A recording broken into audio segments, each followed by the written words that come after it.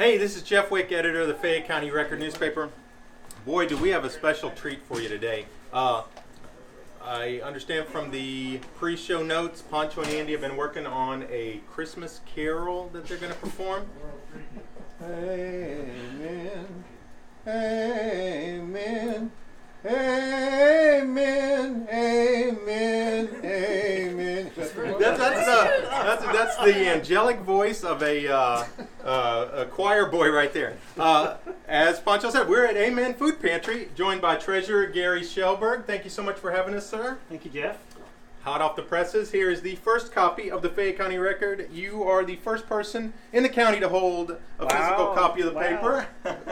Great news. Great. And so we're going to talk with Gary a little bit about Amen after Andy and Pancho tell us a little bit about what readers can find in the new edition of the paper. Sure thing. Well, there was a big fire out in Freiburg on Tuesday. Burned about 40 acres. Started with a bad bearing in a hay baler, overheated and sparked a grass fire. You can read about that. Also, Jeff, you have a real touching story here about George H.W. Bush and a friend of his from the local area. Yeah, Dr. Jimmy Helms from Dubina was a longtime friend of the recently deceased George H.W. Bush. And so Dr. Helms talks a little bit in this story about some of his remembrances of the former president. Dr. Helms, who lives in Dubina, was the Bush family dentist in Houston for several years. And actually, this photo here is of Dr. Helms and George H.W. up at the Bush family home in Kennebunkport. So it was really interesting hearing Dr. Helms talk about the former president. There's also a patient at the VA clinic in LaGrange threatened gun violence last week one day, and the VA police are investigating that. You can read about that. And Fayetteville's having their country Christmas this weekend. The small show, which is smaller gifts at the Red and White Homes Tour, wonderful old homes. They're having a lighted Christmas parade, a pet blessing, a ton of things there in downtown Fayetteville. And here on the top of Section C here, this will lead us right into our talk about Amen. Amen Food Pantry serves over 600 individuals in November. Gary, just kind of talk about the holiday season, and it really is a time when this food pantry is giving out a lot more than is coming in donations, right? Right. The food pantry, traditionally November and December are our heaviest months as far as amount of people. Our family count can run as high as 250 in December, which will usually equate to 1,000 to 1,100 people when you put them into the family. What occurs is, and this goes on all year, but usually our outgo of food is greater than the food that goes in, which through the goodness of the community receive in-kind donations and we have to purchase. But the problem is when we purchase, we pay premium price for everything that we buy. If the food pantry and the food bank, Central Texas Food Bank in Austin, has product, which we have, for example, received potatoes, onions, carrots, we get them for little or nothing. But there's over 100 agencies pulling out of the Central Texas Food Bank, so many times we don't get anything from them because there's just not enough to go around. The biggest thing we need to remember about hunger, it's just not about November and December. It continues in January and February and March. And traditionally, we struggle with donations starting in March through August. Everybody gets busy. Spring has showed up, graduations, summer vacations. So always ask the community, remember, if you can, out of the kindness of your heart, to give either product or tender in kind all year round, if all possible. We appreciate all the organizations that give us that surge in December, because with that surge, you give us the ability to provide vouchers to the clients. We give them a $15 or $20 voucher, which allows them to buy things that we can't carry in here, like dairy products or some meats. We do give them meats and fresh vegetables we may not have what works for them. So it is a growing function in the pantry. We've expanded in many areas of what we do compared to the past. In the past, we used to give just a bag. Now they actually shop by family size and select vegetables, bread products, etc. And many may not be aware, 5 days a week we receive the purge from HEB. Everything they were going to have to throw away because it was near expiration, from bread, milks, meats, desserts, you name it, we receive it. Wow. We also receive from Walmart once a week the same format. We receive every Wednesday from Pizza Hut all the pizza dough that they didn't use. They freeze it and cook it to us into cheese pizzas, and we receive that. We also receive from a professional nursery, vegetable nursery, once a week their excess fresh vegetables that we put in there. We have individuals drop off fresh eggs to us. So our pantry, everybody seems to think the very first item, and not to belittle anything anybody gives, is to bring us the canned good of green beans. There's much more to the pantry that can always be needed. Noodles, rice, box cereal, box milk, tuna, chili, things like that. So it's kind of to give them a round menu. And we are a supplemental pantry. What does that mean? We're here to supplement their food needs, not to be their primary focus of food needs. So they only can receive once a month. We would like to do more, but it all comes down to economics. You know, that's the most that we can do at this time.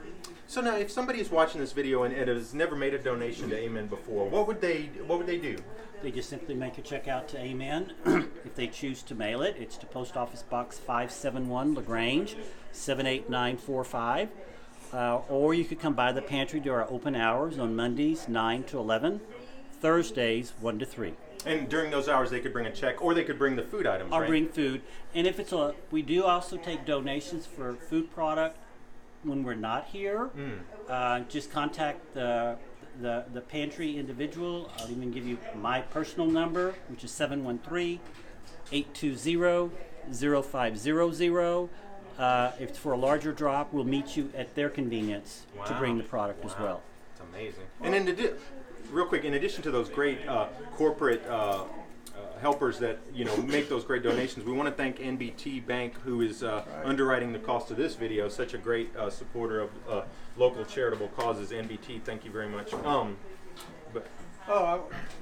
me a little bit about the history of this organization. Well, it was organized in 1992, where a group of individuals got together with the churches, and that's why it's staffed by volunteers from 12 different churches in Fayette County. And they decided there was a need. In the very beginning, they're trying to decide what they were going to do. They did prescription helping. They even one time helped buy a car, helped with rental assistance, utilities, and they realized they couldn't be something to everybody. And I don't remember the exact year. I think it was the early 2000s. They switched strictly to food. And it was in 2010. The building was moved from across the street by the cemetery to here, expanded a bit, and that's when we became who we are now. And I guess I'll put a plug in. Everybody should be aware that early 2020 we hope to be moved to our new Reynolds Street location, which will take us from a building here of roughly about 3,800 square feet to an 8,000 square foot facility, which we intend to expand the services once we're there. And of course, Amen was so gracious to donate what is going to be your future site to Second Chance when Absolutely. Second Chance was flooded after Hurricane Harvey. Right, and that's what our timeline will depend on, when Second Chance is able to finish their facility, and then we need about 90 days to refurbish the building to the standards that we are wanting the pantry to be like, and it's going to be modern. We've already visited other pantries in the area, so that the flow is very good compared to, we have room by room. This is a house, is what this was, is what you're dealing with now. So that's two large cooperative organizations in this town that are staffed by church members. Correct. We have no paid staff. We're strictly volunteers. There's not a paid individual here at all. I guess they're not all church members, are they? You can come in here and You don't have to be a member of a church, but it was just set up that a coordinators from each church, anybody can volunteer here every week if they choose, or if they decide they want to join a particular church group that comes in, all they have to do is drop by. And we talked about, if somebody wants to volunteer or make a donation. What about if somebody's watching and they want to, need some help with some food? What would they need to do to take advantage of the services here at Amen? The only thing they need to do, if they need to be a resident of Fayette County and not live in the service area of Schulenburg, have a Schulenburg because they have their own pantry, or Flatonia, because they have their own pantry, and just provide something with proof of residence, utility bill, mortgage or rental document, hospital insurance, anything that proves that you live where you are. And if you've just moved into the area, that first time you're here, we listen and we'll let you, but the next time you need to prove the documents that we need. And those hours that those folks could show up here would be? Mondays 9 to 11, Thursdays 1 to 3. Now we're also doing a special feature right now that I don't know if you guys remember, for our FEMA flood victims. Central Texas Food Bank is sending us $5,000 a month for any FEMA flood victim, and that program will end in February. They allocated $60,000, and that's when it will be used. Every Tuesday from 4 to 6, it's not about food assistance, it's about FEMA. We have a dedicated room with product that we give a gift card, and we give some food, but we also give household staple items like washing powder, liquid soaps, toiletries, many different items, completely different than a pantry. The food bank is funding this. They just asked us to be the volunteers to do it for them.